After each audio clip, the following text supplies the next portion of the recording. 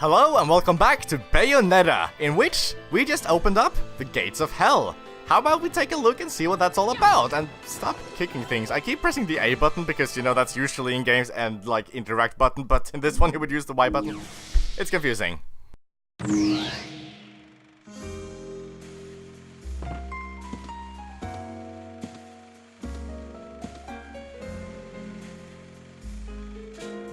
You here for business or pleasure?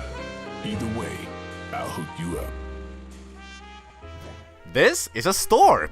This symbol graces only the hottest of hot items in my store. If you're not sure what to go after, look for a face you can trust. I love that concept, it's genius. But anyway, and here we have a very expensive list of things to look through. So, starting with weapons, we have nothing at all. You would think that in the store is where you find new weapons, but that's actually not the case. Finding weapons is a whole different ordeal, and the weapons tab here is different than you'd expect. We'll see that soon enough. But accessories. This is probably one of the most important tabs to look through here, by all means. Once you go in here, you'll see, well, the things are very expensive, mostly, but they're expensive for good reason, because these are incredibly useful. And you can even equip more than one. I believe you can equip 3 at a time, which is just incredible. To look at the first one for an example, this is made by Bayonetta, a witch from the Principality of Moscow. This sprays allows the user to call upon the strength of the demon to which they are contracted and divide themselves into multiple beings. By using this treasured item, Bayonetta was able to face several foes at once during the battle, and her exploits have recently come back into vogue, leading her to become the model for the Russian Matryoshka folk dolls. Yes. That, frankly, just sounds incredible, and I'd also like to give one more example. I'm not going to read through all of these right now, because as you can see there's a bunch of them, but the Sleens Light, it even has the Rodan hot brand on it, I like that. This is an ancient brace crafted by the Egyptian witch Cleopatra. When its wearer is attacked, witch time will be instantly triggered, expending magical power.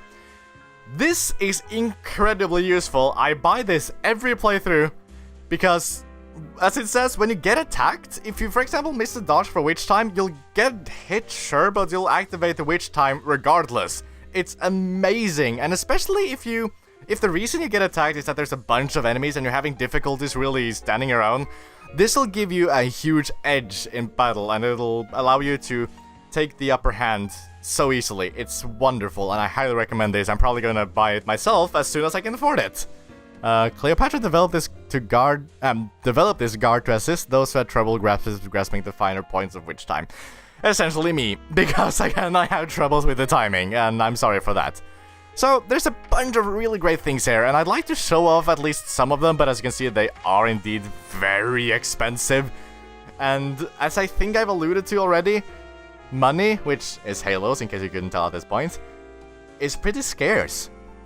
It's really not easy to come by, to be honest. Items is not that great, to be honest. These are the different things that you can potentially concoct. These green lollipops will heal you somewhat, this will heal you some, and this will heal you some more. These will give you power-ups, or will power you up, I should say. It'll give you more damage for some time. Or give you more damage, that sounds like you're gonna get hurt by them, that's not what I mean. The yellow ones will give you a shield for some time, which I believe even makes you completely invincible, not just guarded for some time. I don't know, don't quote me on it, it's not something that I use terribly often. And the purple ones will give you magic gauge points. The red hotshot we've already explained will revive you if you die, and a witch heart is something we've actually never seen before. Buying this will give you an extra unit of health. Well, I mean, I guess we've seen a blue witch heart for that matter, but buying this will give you permanently a new unit of health. And there is actually an X amount that you can buy in the store. I believe there are 5 witch hearts and 8 moon pearls altogether that you can buy. They get progressively more expensive, capping out at about, I don't actually know. But, I don't know, I'm not certain it's really worth it, to be honest. I don't know how much I'm going to be buying these, because witch hearts will be found in different ways as well, as we'll see very soon, and I'm just not really sure it's worth the money, to be honest. But, going over things that are actually worth money. Techniques. You can extend your arsenal of techniques by simply purchasing them. It's amazing, and even before purchasing anything at all, you can try them out, so you can know for certain that it's something that you really want and really will have use for before buying it. And I don't even need to buy this one because I know that I need it. The air dodge is something that you learn to realize is ridiculous that you could ever play without. This will quite simply allow you to dodge even in mid-air as opposed to just when you're on the ground. It's... I stand by what I said because it's the kind of thing that I forget is something you need, and I always get a bit caught off guard when I start a new playthrough and don't have this. It's weird. That's probably the only thing I'm going to buy now, but there's a bunch you can do here. The breakdance is a particularly funny one. I'll at least try it out so I can show it. You just press the ZR button and hold down and you'll do this. It's really just kind of like a bullet climax, except with a perfect finish. I don't know, it's funny looking at least. I can see it being useful, but I can't really see it being too much more useful than a bullet climax. I'm not really certain why you would prioritize one over the other, but it doesn't really matter. I'm not going to go over a lot of these. The afterburner kick, I believe this is actually represented in Smash Brothers if I try it out. Press A immediately after executing a jump. Yeah, that's it. Just like Smash. So at least you can do that. You can, you know, pretend like you're just playing Smash Brothers and say that if you're having trouble, it's just input lag. I don't know. I'm not really certain what I was trying to do there. But yeah, there's a lot of different opportunities here. I'm probably not going to be buying, you know, a lot of them. I don't know. We'll see what we do. Radahn's Treasures is actually also completely empty, and it will be for some time, but we'll go over it when it becomes relevant. It sounds pretty exciting, but don't get your hopes too much up because it's, I don't know, it's just kind of like a fun bonus thing. But that's about it for the shop, really. How about we just exit and keep on going with our trek? With all that, how about we move forward to find a little thing? But most importantly, you can jump up to the top here on a completely different angle so that it'll actually work. Like so. Here we'll find a broken witch heart. Similar to the witch heart we can find, this is a part of it. And also, I've been making a lot of this comparison here, but similar to The Legend of Zelda, this is a piece of heart. Quite literally. It really is a piece of heart, I love it.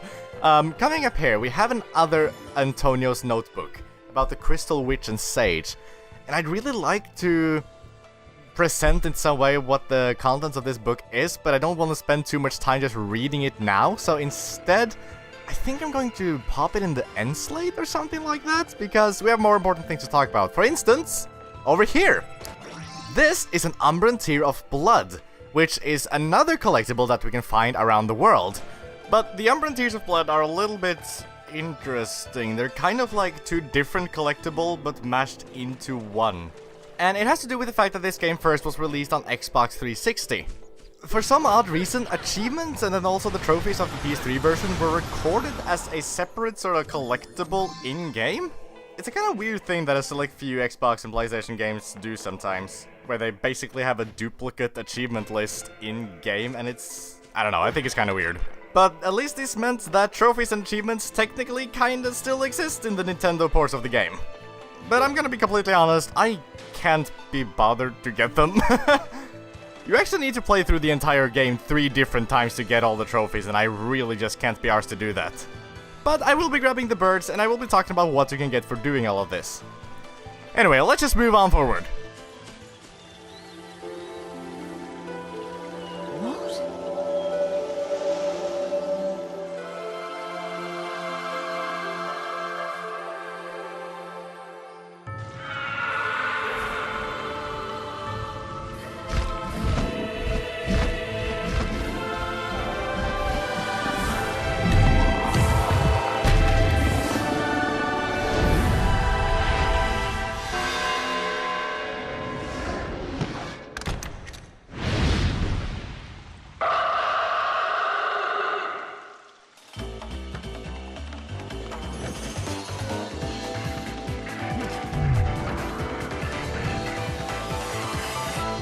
After all this time, they're finally given a name! Applaud! Well, this is actually just an affinity, but the big guys are called Applaud. And they are, as the name kind of implied when you saw the introduction, they are based on the archangels of Christian mythology. And it's a very important distinction that they're based on the archangels with a lowercase a. Yes, there is a very distinct difference, because the archangels with an uppercase a are actually a completely different type of angel altogether that are higher ranked than all angels. these lowercase a archangels are really just not the lowest, basically. You'll also notice that these affinities have different weapons, but they're still the completely same enemy, so don't be confused by that. There's even a little floating head over here, really? Oh. I didn't even know he was going to fall down, I was trying to get the floating head! Also, I noticed I'm calling them floating heads, even though they're clearly flying. I don't think really that works. Oh, can I do a torture attack on maybe the... I'd like to see what that is on the heads. I don't think you can do torture attacks on the flying heads. Weird. I never really thought about that, but... I guess they're too tiny. There's just really no reason to do any of it. I don't know. We'll see. We'll see what I'm talking about. I don't know. But yeah, these guys really, in essence, are kind of just Affinity 2.0. They're for the most part the same kind of guy, just taller, bigger, a little bit stronger, take a few more hits, and they get their own health bar. So you know, they're kind of special, I guess. But that doesn't mean they can take a torture attack! Haha! If you fill in the entirety of the circle thing here, that's an instant kill even on the applause.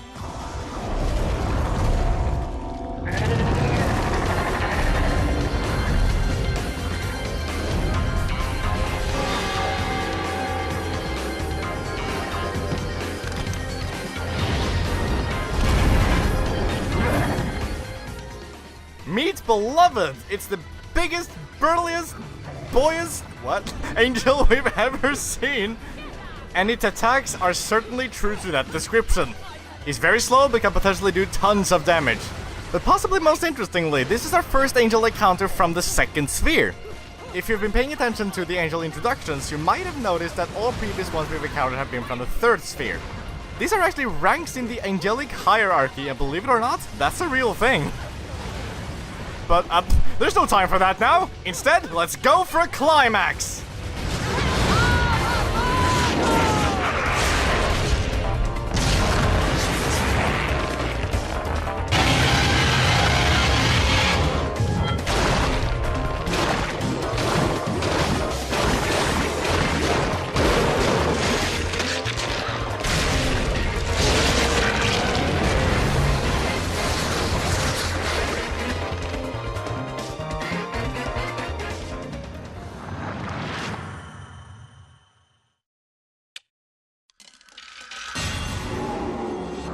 Simply amazing! Ha ha ha!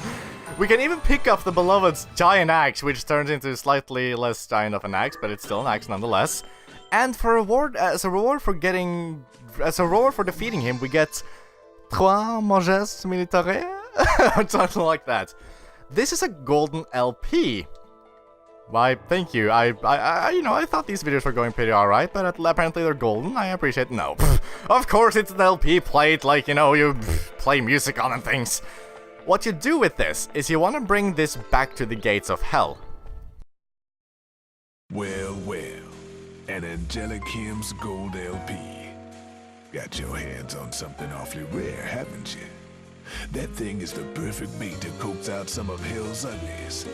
One note hits their ears, and a damn who's who of Inferno comes pouring out of the inner circles.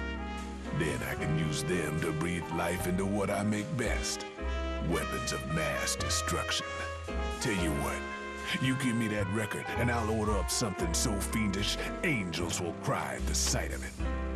I'll just have to pop down to the tropics for a bit. So take a load off.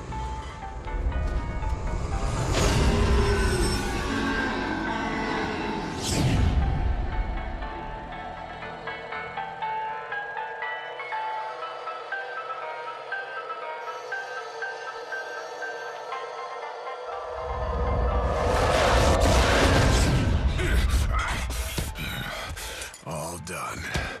He's a little rude, but he makes up for it with charm. Be nice to him, okay? This is how you get your new weapons. No purchase required at all, it's completely gotten from collectibles. But that begs the question then, what's the purpose of the weapons tab in the shop? Well, don't be confused like I honestly was on my first playthrough and think that you need to buy the weapon after getting the gold LP. It doesn't work like that. Buying the Onyx Roses alt is buying a duplicate, and you want to do this if you want to have Onyx Roses both on your hands and your feet. Let me show what I mean by this just now.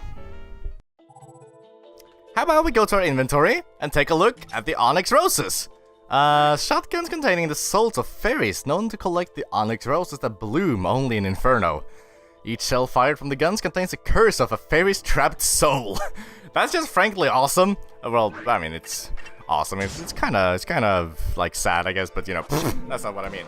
We can equip this to either our hands or our feet, and if you buy the alt kit as well, you can have 2 of each. It's really just like the... Oh, well, I can't... Oh, no! I don't want to use the axe already. Did I get a butterfly? Yeah, there we go. I can't demonstrate this. Oh, actually, I can. But, before doing that, if we go back here and backtrack a little bit, we'll actually have a completely optional fight here. Up, up, up, up, up! You ain't gonna get to do that on me, sir! I'm going to torch you in this very narrow hallway. That's a strange sentence I didn't really think I would say, but going back to this area actually gives you a completely optional encounter. This is kind of another thing that quite rarely happens in this game. I guess they're just getting all the oddities out in the beginning for the hell of it, I don't know. But you may as well do this. It's good free money, because money is kind of scarce in this game already, as I said. And of course it'll improve your score at the end of the chapter. And I suppose this is also a good time to talk a little bit more about the Onyx Roses. Because they're a little bit different from the Scarborough Fair guns that we have from before, but not terribly much different. The core difference really is that holding down the button during combos, which usually would have you fire tons of bullets, will instead with the Onyx Roses fire one more powerful bullet. You can potentially get more damage out of the Scarborough Fair bullets, but if the power of the Onyx Roses is all you really need, then this one is quicker to get to that point than the Scarborough Fair. In addition, the core reason why I believe that this is actually a good and viable weapon to certain degrees is that this shot can interrupt enemy attacks, and is in fact one of the fastest and most viable ways of doing so.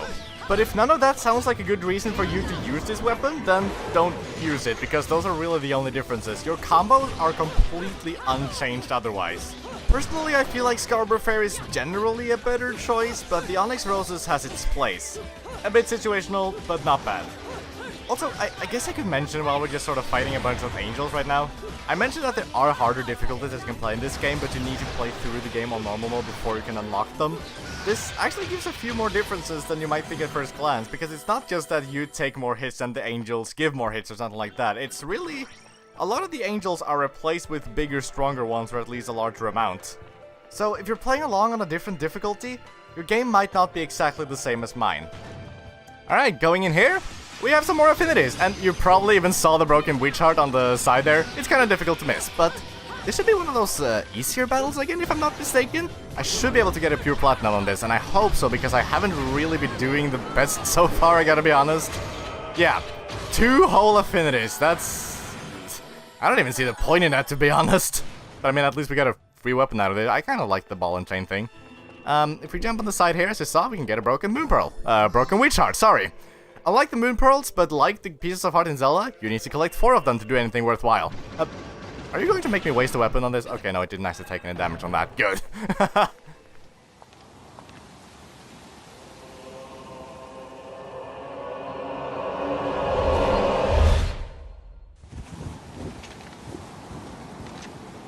What are you doing? Let's go.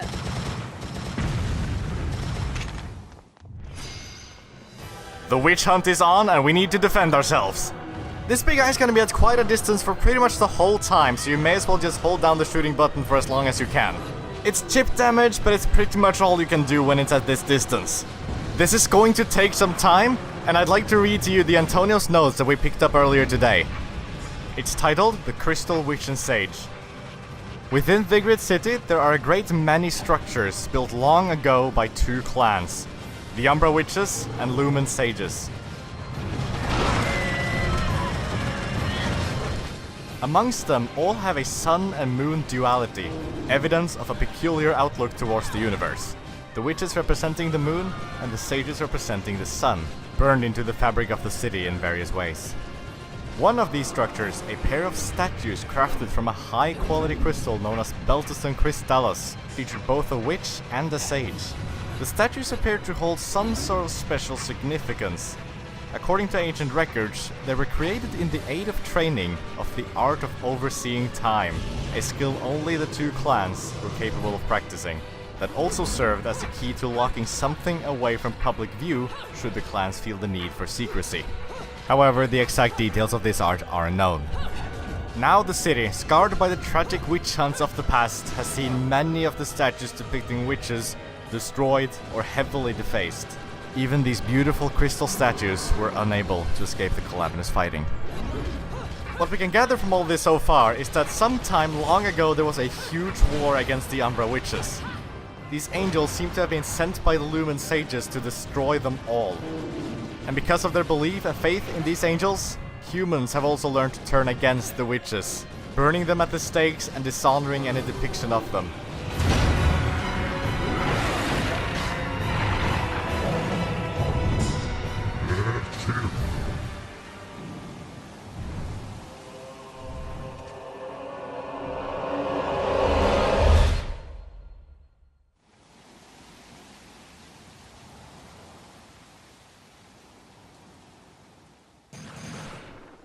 It was all just a flashback, but hey, at least we performed the flashback well enough, I guess.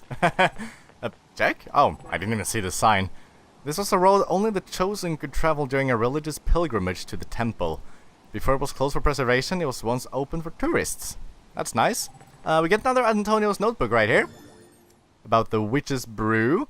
And another Gates of Hell. How about we cross this bridge and realize what's really happening here? It's another beloved! Can I reach him with this thing? Yes, I actually can! Wow! I wasn't expecting that, but that's some really good free damage that I didn't expect to get. Wait, did I really dodge out of the attack there? Because I haven't bought Celine's Light, right? I'm pretty sure I haven't, and I was also pretty sure that I didn't do that dodge right, but whatever. He's going to dodge the... I'm all about dodging today. He's going to slam the bridge into the wall, and if you manage to dodge out before he does that, you won't be stunned for some time like you were with the giant dragon thing guy person. Again, it's not fun when the game tells you the enemies' names, but it doesn't always tell you right away. I'm not really getting the best combo bonus out of this. I should be doing some more different things. That's personally a problem I have, where I'm not always as good as I should be of using different combos! Bye-bye, quick time events! Hey! Oh, I love this, the style she has. It's so cool. Okay. Enough gushing about that. Let's get interrupted again, because this guy is clearly not done at this point. Actually, that's something I didn't even bring attention to, but the air dodge is not just effective for battles, but also for moving around. Because jumping in the air and... oh boy.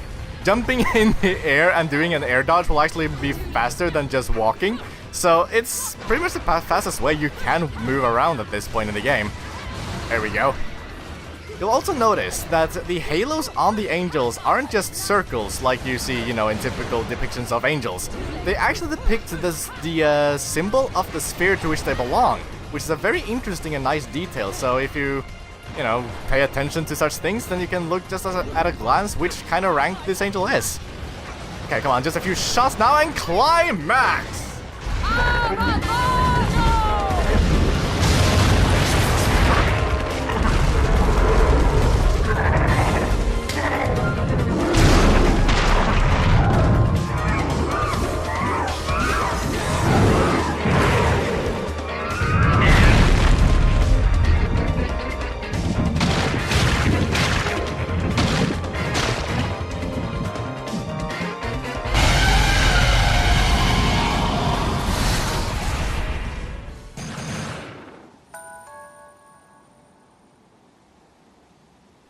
I don't think we'll be seeing much of him anymore.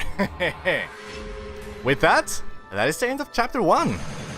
Got a pretty good score, to be honest. I'm not gonna lie, I'm not unhappy with that at all.